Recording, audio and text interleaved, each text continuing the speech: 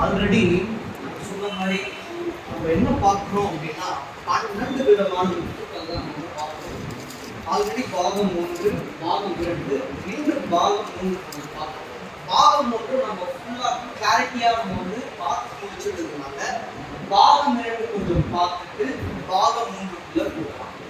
பாகம் 2ல என்ன பார்த்தோம் அப்படின்னா மரகதம், கோமேதகம், பதுமராகம் நம்ம பார்த்தோம். ஆல்ரெடி சொன்ன மரகதம் அப்படின்றது தேவனாகிய கர்த்தர் சிங்காசனத்துல வீற்றிருக்கார். அவரை சுற்றி எவ்வாறு வானவில் இருக்கிறதோ அவ்வாறு நம்ம எல்லாருமே தேவனை சுற்றி இருக்கணும்னு சொன்னேன். அப்படி நம்ம சுற்றி இருந்தா நமக்கு என்ன ஆகும்னா மன தெளிவு கிடைக்கும், கிளாரிட்டி கிடைக்கும். ரெண்டாவது கோமேதகம் சொன்னேன்.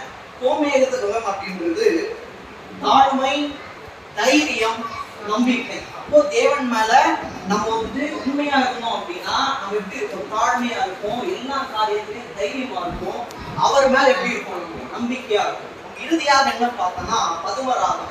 நான் ஆல்ரெடி சொன்னேன், பதுமராகம் ஒரு முக்கியமான விஷயம் இருக்கு, நான் அப்புறமா சொல்றேன் அப்படின்னு சொன்னேன். அது என்ன அப்படின்னா வெளிப்படுத்துற விசேஷம் 4:3